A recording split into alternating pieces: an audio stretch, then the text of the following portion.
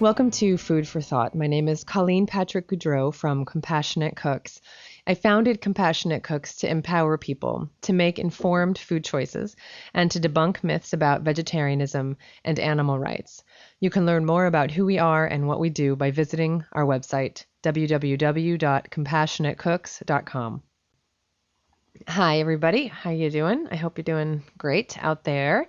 I'm going to try to get through this podcast episode. One of my cats, Simon, keeps jumping up on my lap when he gets a bellyache. He gets these kind of sensitive bellyaches. He's very clingy and he likes to just be as close to you as possible. So he wants to be part of this podcast, apparently. So you may hear him. So hopefully you don't mind. So I'm really excited to tell you about today's sponsor. Today's sponsor is Jennifer and Jonathan Tyson. Jonathan sponsored the podcast as a birthday gift to his wife, and Jennifer wrote back in response to my acknowledgement email, and her moving and powerful words continue to resonate with me. This is an excerpt from her email. She wrote, "Along with my husband, I am writing to thank you. I've waited a lifetime to hear what you have to say, and I couldn't have stumbled on your website and podcast at a better time in my life. Since I can remember, I have always been labeled as too sensitive when it comes to animal welfare, and now I feel extremely validated. I've never understood this label. I've only seen a real problem with not being sensitive enough. Hearing what you have to say reminds me that my system of ethics and morals is something to be proud of. We are a vegan family of 4, raising our 2 young boys in this very happy and empowering lifestyle and enjoying all of the scorn and ridicule that goes along with it, from depleting my boys of their valuable testosterone levels because they drink almond or soy milk, so misguided, my kids are tanks, to angry parents yelling at me because my 4-year-old told their 4-year-old what a hot dog was made of, to which I said, I hope your daughter learned something. No one really likes me at the PTA. I've heard it all, but the beautiful thing is they're now old enough to make their own decisions, and they have chosen a compassionate lifestyle because they know better. I couldn't be more proud. That's one thing I'm doing very right. But until you educated me, there are so many things I didn't know, or I might have known of it, but it was presented so much more ominously that I avoided that knowledge to protect myself. I credit you for the knowledge, but more critically important, your articulation and kind-hearted delivery of this information is amazing to me. You're doing it right. You're considerate in how you present the bad news, but you still present it. And in turn, your audience doesn't feel swallowed up by it or hopeless. I stand behind what you do, as you have been the bridge that has taken me from passively knowing better and acting for the animals on an individual level to evolving my thinking and giving me a giant, forceful, necessary push in the direction of helping the animals in more substantial ways. Please let me know how I can help you make your life easier or free you up to do more of the good work you're doing." And Jennifer, in her generosity, has started doing pro bono design work for me. She's an art director, and she's been creating offline and online materials, graphic design artwork for me, and is in the process of designing the website for my new cookbook. She's designing it, my husband's building it, and I'm so grateful to be on the receiving end of her talents. At the time of this recording, they're both still working on the website, but soon it will be up, and the website address is www.joyofveganbaking.com.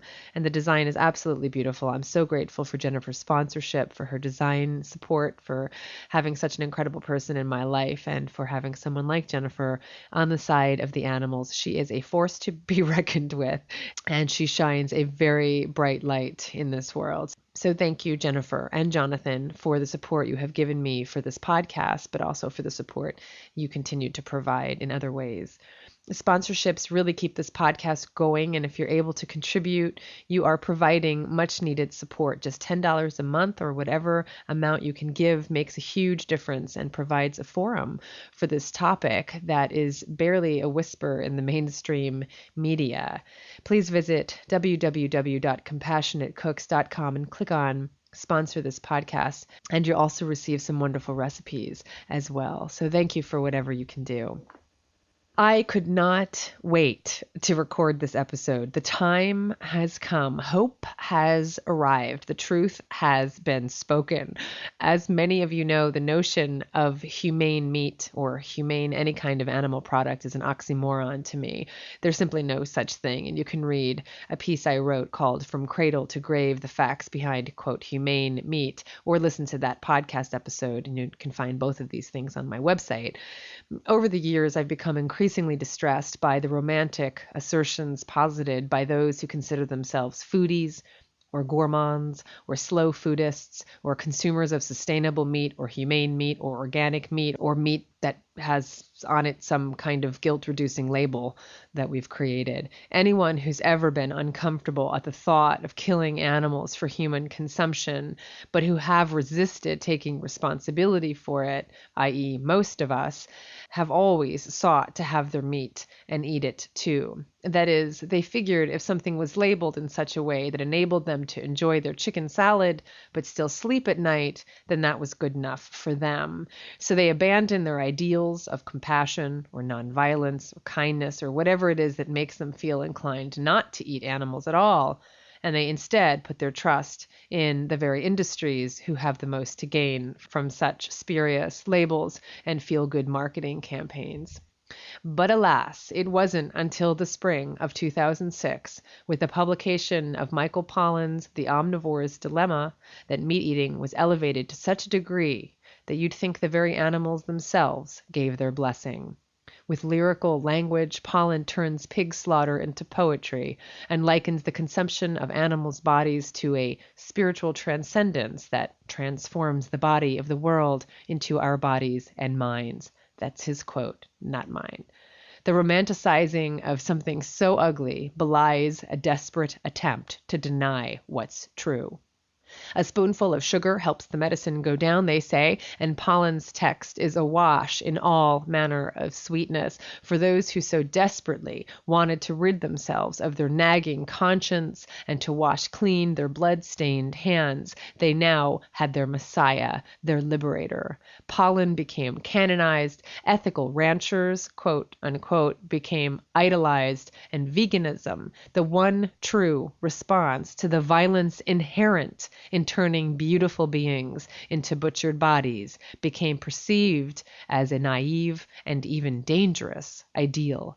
Pollan admits he, quote, pities the vegetarian, ironically and arrogantly asserting that, quote, dreams of innocence are just that. They usually depend on a denial of reality that can be its own form of hubris. With that, Pollan completely dismisses the idea of not eating animals at all, not because the arguments for veganism and animal rights aren't convincing enough or sound enough or compelling enough, but in short, because he wants to keep eating animals.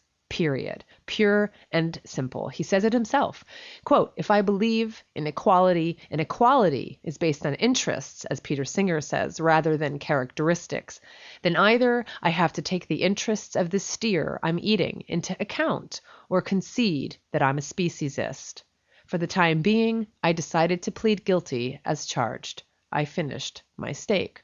Throughout the book, he skillfully makes it appear as though he thoughtfully considers an alternative to killing animals for human consumption, but it's all a ruse. He is a meat eater who wants to defend his meat eating, and his arguments against vegetarianism are unfounded and embarrassingly pedestrian. But for all the praise and accolades he received, not one reviewer, not one critic, not one journalist, not one interviewer questioned his logic ever. He kills a pig to see how it would feel, and no one ever questioned this very unethical decision, which, among other things, breaches the journalist's code of ethics, one of these suggestions being to minimize harm. Clearly, the harm refers to human beings, not all beings. And he even uses the pathetic argument that humans are physically designed to eat animals, and even says that we're denying our heritage by not eating animals. And nobody questioned any of this or any of his other arrogant assertions and justifications. Nobody. And I thought, where is everybody? I'm not crazy. I know I'm not crazy. Why isn't anyone questioning this? Well, I questioned it, and so did other like-minded folks who, having no need to spend hundreds of pages defending an unnecessary habit saw right through Pollan's lofty language. But my blog posts and podcast episodes didn't exactly have the power to overturn the damage Pollan was causing. My conversations with other concerned activists never made the cover of the New York Times, nor did any of my letters to the same publication ever garner a response or a printing. Some of you may remember that in my podcast version of my essay called Dishing Out the Bull, The Rise of the Excuse-itarians, I read Hans Christian Andersen's fable, The Emperor's New Clothes, because I find it a fitting analogy to the, quote, sustainable meat phenomenon. In summary, the story is a morality tale whose message is just because everyone believes something is true doesn't mean it is. And it takes the voice of innocence, of truth, in the form of a little child to pierce the illusion and lift the veil from everyone's eyes. Well, I am thrilled to report that another voice has just pierced the illusion. And what a voice. B.R. Myers, an American critic and currently a professor teaching in South Korea, is a contributing editor to the Atlantic Monthly magazine, and he has written a fiercely honest criticism of Pollan's book in the September 2007 issue of the magazine. The book review, the article, the essay is called Hard to Swallow: The Gourmet's Ongoing Failure to Think in Moral Terms. And when I heard about it, I ran to my local bookstore. I sat down and I almost squealed with delight as I read it. In fact, I did squeal with delight, and I sighed and I cried and I got up and I couldn't sit still. It was amazing to read this, and I'm sure my fellow book patrons were wondering what the heck I was reading. Myers adeptly scrutinizes Pollan's arguments, chews them up, and spits them out. Though the doublespeak of such excuse-itarians as Michael Pollan has always been very clear to me, it is so incredibly satisfying to have a respected writer and thinker indicate that Pollan's justifications leave a bitter taste in his mouth, as bitter a taste as they leave in mine. It's so validating to have this writer, this thinker, take people like Pollan to task, and to have it published in a magazine such as The Atlantic just gives me great reason for hope. So I'm going to read the article now, and I encourage you to listen to every word. The essay is filled to the brim with succinct and eloquent arguments against the logic of such food writers as Pollan, so you won't want to miss a word. But more importantly, I highly encourage you, in fact, I beg you to go out and get a copy of the magazine. Buy several copies. Make it the best-selling issue they've ever had, and tell them why. Photocopy the articles, give them to coworkers, give the whole magazine to coworkers and friends and family members. Anybody you know who read The Omnivore's Dilemma, just renew this conversation and bring it up again. And most importantly, write a letter to the Atlantic Monthly magazine. The email address is letters@theatlantic.com. Thank them for publishing Myers' piece, a powerful piece of truth-telling that recognizes and shouts that the emperor is indeed wearing no clothes. So here we go. I'll try not to squeal and jump up and down with delight as I read it. It's on page 112 of this issue, September 2007. Hard to swallow. For centuries, civilized society took a dim view of food lovers, calling them gourmands and gluttons and placing them on a moral par with lechers. They were even assigned their own place in hell, and I don't mean a table near the kitchen. They were to be force-fed for eternity. Not until halfway through the Industrial Revolution did the word gourmet come into use. Those who have since applied it to themselves have done a fine job of converting the world's scorn to respect. The pleasures of the oral cavity, though we must say palate instead, are now widely regarded as more important, more intrinsically moral, and a more vital part of civilized tradition than any other pleasures. People who think nothing of saying, "I'm not much of a reader," will grow shamefaced when admitting an ignorance of wine or haute cuisine. Some recent movies have even tried to turn banquets into heroic affairs. Advertising has abetted the trend, while political correctness, with its horror of judging anyone's lifestyle choices, has done its bit to muffle dissent. The sexual revolution went faster than this, but not as far, which is why we can still call someone a lecher. Our common language no longer has a pejorative for those who live to eat. Gourmand has taken on an even fancier ring than gourmet, while the word glutton can be applied only to someone who eats an enormous amount of food at one sitting, usually cheap food, and with the standard of what constitutes enormous revised upward each year for obvious reasons. When discussing Kim Jong-il, who dines on imported delicacies while his countrymen starve, even our own journalists must describe his fixation in terms of connoisseurship. The last holdover of the old way of thinking is the Catholic Catechism, which keeps gluttony on its list of sins and indicates, by using the word gourmandise in the French version and by defining sin in part as a perverse attachment to certain goods, that the original meaning of gluttony is to be understood. No doubt this too will change. A French committee wants to convince Rome that God condones expensive multi-course meals. He just doesn't like us getting extra helpings. But the idolatry of food cuts across class lines. This can be seen in the public's tolerance of a level of cruelty in meat production that it would tolerate nowhere else. If someone inflicts pain on an animal for visual, oral, or sexual gratification, we consider him a monster, and the law makes at least a token effort at punishment. If someone's goal is to put the product in his mouth, and then Myers uses a French phrase, which I'm not going to embarrass myself by using, which essentially means to each his own. Still, people are more concerned about animal welfare than they used to be. They also know that the more humanely the average animal is treated, the better it will taste. Thus, it is that Gourmet magazine recently ran an unflinching exposé of the conditions in chicken slaughterhouses. But some things cannot be produced humanely, to taste the way it should. The foie gras duck must be force-fed, the lobster must be boiled alive, and so on. Literate opinion, therefore, suggests that a few dishes should simply be done without. This is where the serious food lover draws the line.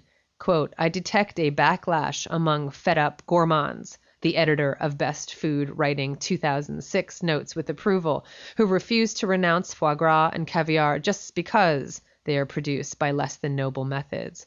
That just because says it all. The backlash takes the form of pieces like Julie Powell's essay called Lobster Killer, which the anthology's editor found hilarious. Here's an excerpt from that essay. Over a period of 2 weeks, I went on a murderous rampage. I committed gruesome, atrocious acts. If news of the carnage was not widely remarked upon in the local press, it was only because my victims were not Catholic schoolgirls or Filipino nurses, but crustaceans. This distinction means that I am not a murderer in the legal sense, but I have blood on my hands, even if it is the clear blood of lobsters. This is a prime example of food writers' hostility to the very language of moral values. In mocking and debasing it, they exert, with Madison Avenue's help, a baleful influence on American English as a whole. If words like sinful and decadent are now just a cutesy way of saying delicious but fattening, so that any serious use of them marks the speaker as a crank, and if it is more acceptable to talk of the evils of gluten than of the evils of gluttony, much of the blame must be laid at their doorstep. Another sampling from Powell's piece called Lobster Killer. People say lobsters make a terrible racket in the pot, trying reasonably enough to claw their way out of the water. I wouldn't know. I spent the next 20 minutes watching a golf game on the TV with the volume turned up. When I ventured back into the kitchen, the lobsters were very red and not making any racket at all. Poor little beasties. Zoologists have recently discounted the notion that lobsters feel no pain when boiled alive. The gourmet's response is to giggle at the plight of the beasties in the hope that others will follow suit. With comparable tastelessness, a piece on foie gras in the anthology is titled Stuffed Animals. But when asked to laugh at the suffering of a living thing or to drown out a moral compunction by turning up the TV, the American meat eater begins to sense that his values are not so far from the vegetarians after all. If food writers want to show what a perverse attachment to certain goods looks like, they are going about it in just the right way. This brings me to a would-be exception, Michael Pollan, the New York Times Magazine writer whose bestseller, The Omnivore's Dilemma, has just been published in paperback. In the first 7 chapters, Pollan writes of the role of corn in American life in such an improbably thrilling manner that I have to recommend the book despite my reservations about the rest of it. About a McDonald's meal Pollan shared with his family in a moving car, for instance, we learn that if you include the corn in the gas tank, the amount of corn that went into producing our movable fast food feast would easily have overflowed the car's trunk, spilling a trail of golden kernels on the blacktop. What a startling and memorable image. A lesser writer would have said road instead and wondered why it didn't quite work. After this, though, Pollan moves on to explore what he calls the, quote, moral and psychological implications of killing and eating animals. The phrase, moral and psychological implications, shows at once where he is headed. The reason those adjectives are so often yoked in contemporary American English is that the second swallows up the first. A moral opposition to the majority's way of doing things can thus be more easily treated, as it was in the Soviet Union, as a mental health problem. But before going any further, I should allow Pollan to explain the book's title. Quote, in the fall of 2002, he tells us, quote, one of the most ancient and venerable staples of human life abruptly disappeared from the American dinner table. I'm talking, of course, about bread. Virtually overnight, Americans changed the way they eat. A collective spasm of what can only be described as carbophobia ruined an untold number of perfectly good meals. So violent a change in a culture's eating habits is surely the sign of a national eating disorder. Certainly, it would never have happened in a culture in possession of deeply rooted traditions surrounding food and eating. The feverish tone makes clear that Pollan is writing for his fellow gourmets, the sort of people who can read the line, ruined an untold number of perfectly good meals, with a straight face. I can't help thinking, though, that with hamburgers and milkshakes conquering deeply rooted diets from Mexico to Micronesia, America's eating habits may well be the most stable in the world. Even the Atkins diet craze reduced national bread sales by no more than 3 or 4 percentage points.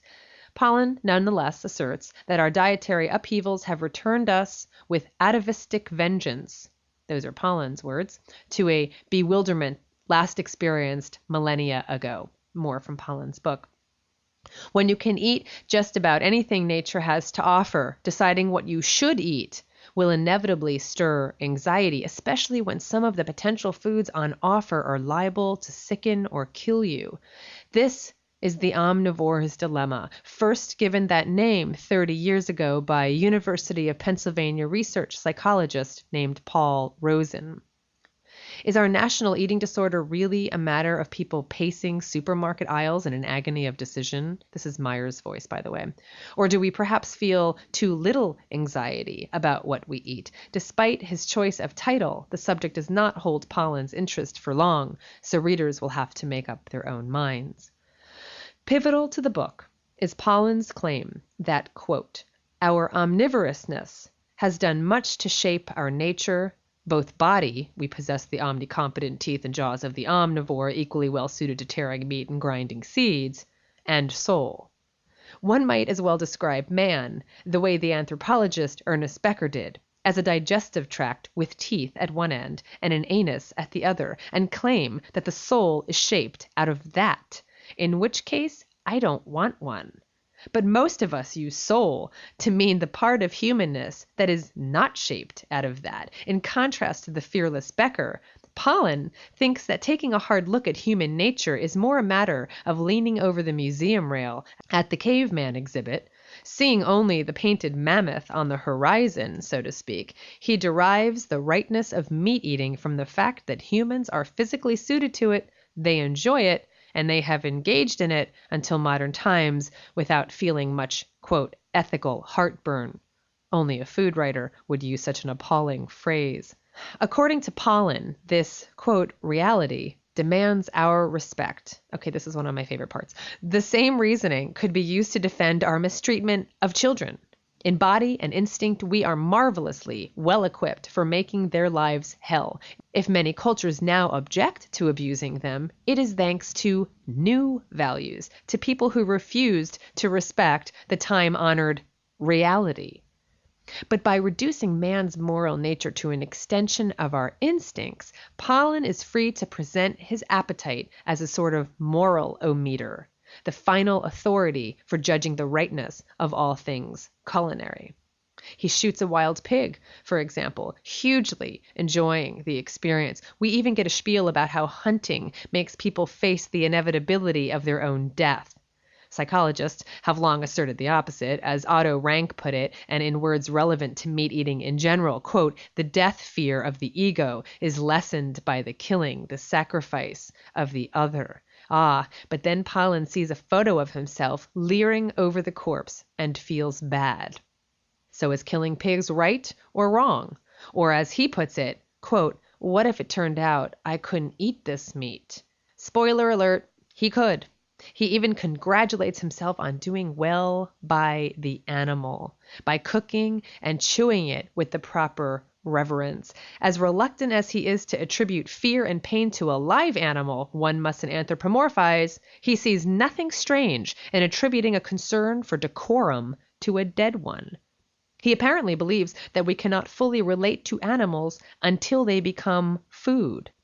In the introduction, we're told that eating something, quote, "transforming the body of the world into our bodies and minds," constitutes the deepest possible relationship with it, the most profound engagement of all. Now, Epicurus, who strikes me as a vegetarian Pollan might listen to, made the rather obvious point that no living thing experiences death. As soon as life ceases, the body ceases to deserve the attribute human or animal, as the root of the latter word makes especially clear. The pig thus takes its farewell from Pollan almost as soon as he pulls the trigger in greeting. The mere flesh left behind tastes remarkably like that of us, long pigs, to use the notorious cannibal term, and the digestive tract cannot tell them apart. There is less, quote, "transformation going on here than Pollan would like to think." The moral o-meter is applied to other meats as well. The book is subtitled The Natural History of 4 Meals. Pollan buys a steer from a pasture in South Dakota, whereupon it is loaded onto a truck. When he catches up to it in a factory farm in Kansas, it is hock deep in excrement. Pollan is far too talented not to convey the ghastliness of the, quote, "manure lagoon." This is a writer, to mention again, his tour de force section on corn, who can make even biochemistry vivid.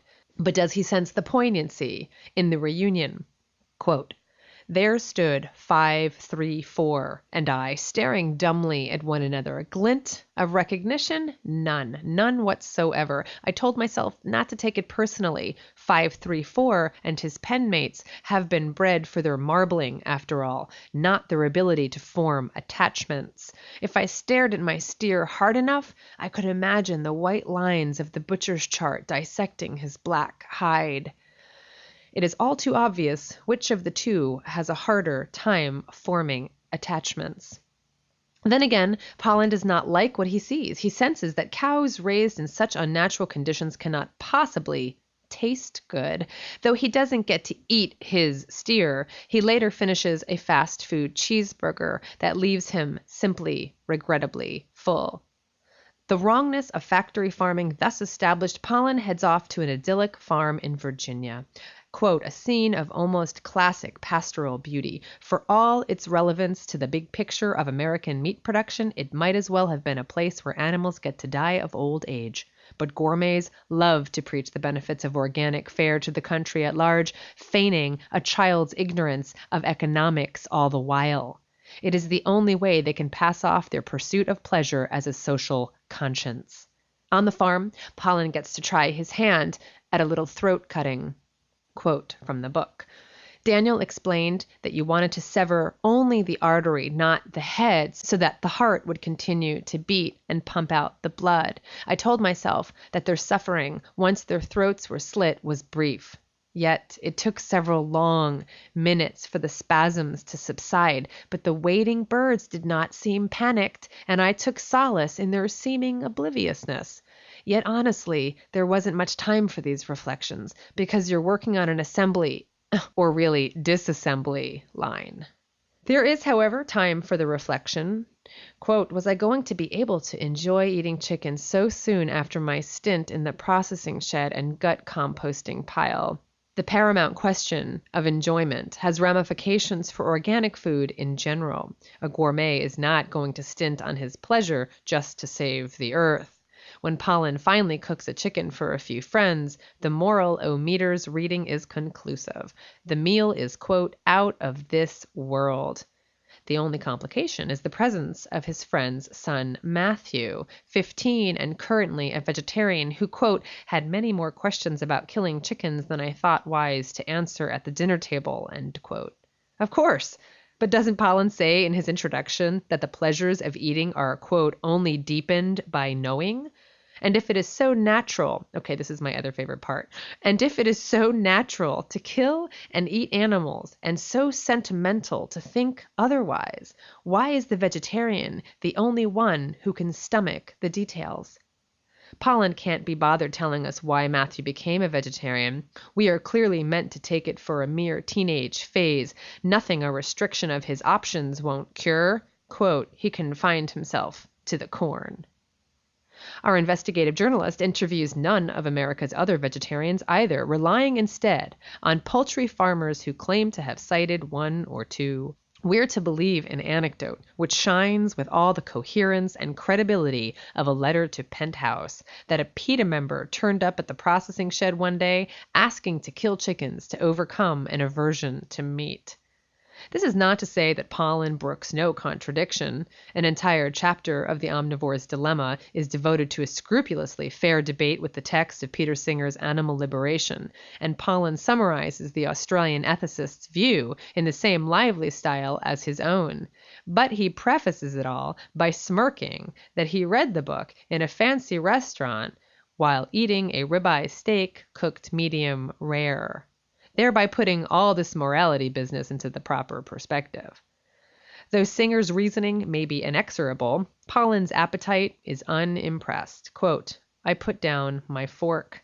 If I believe in equality, and equality is based on interests rather than characteristics, then either I have to take the steer's interest into account or accept that I'm a speciesist. For the time being, I decided I'll plead guilty as charged. I finished my steak. This spurious show of open-mindedness recalls Hans Küng, the Swiss theologian who uses a comparable technique when defending Christianity against secular critics. The similarity is not surprising, considering that our dietary and religious habits are both acquired in early childhood, which makes them hard to break no matter what we learn in later life. The Pollan-Küng technique goes like this. One debates the other side in a rational manner until pushed into a corner. Then, one simply drops the argument and slips away, pretending that one has not fallen short of reason, but instead transcended it. The irreconcilability of one's belief with reason is then held up as a great mystery. The humble readiness to live with, which puts one above lesser minds and their cheap certainties. As Pollan writes, I have to say, there is a part of me that envies the moral clarity of the vegetarian, the blamelessness of the tofu eater, yet part of me pities him too. Dreams of innocence are just that. They usually depend on a denial of reality that can be its own form of hubris. How arrogant, in other words, how pitifully close to mental illness to want to be a better person. But this is where the Christian and the gourmet part ways. All the same, Pollan decides to indulge his inner George Plimpton again, becoming, quote, a reluctant and, I fervently hoped, temporary vegetarian. How seriously he took his meat-free diet can be guessed at. Though he claims to have stuck to it for at least a month, this most voluble of food writers does not name a single thing he ate, nor, it seems, did he dine with any vegetarians. What troubles me most about my vegetarianism, Pollan nonetheless has the fatuity to write, is the subtle way it alienates me from other people. As a guest, if I neglect to tell my host in advance that I don't eat meat, she feels bad. And if I do tell her, she'll make something special for me, in which case I'll feel bad. On this matter, I'm inclined to agree with the French, who gaze upon any personal dietary prohibition as bad manners. I also feel alienated from family traditions, like my mother's beef brisket at Passover. It is common these days to see moral arguments veer off into appeals to self-interest. We have reached a pretty pass when they start veering off into the realm of etiquette. The bit about Passover surprised me a little, Pollan having just tacitly admitted what he thinks of Orthodox Jews, but perhaps for him it's all about the brisket.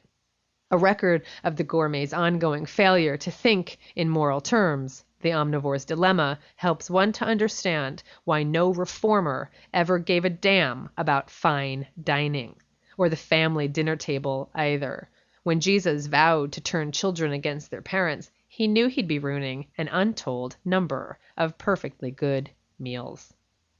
Well, my suggestion is to get a copy of this magazine. I also recommend that you read it yourself. Read it again. I've read it a couple times, and each time I'm just really struck by the honesty and the articulateness of Meyer's criticisms. And I think it's just really wonderful and brave of him to, well, speak the truth, which is what I encourage everybody else to do.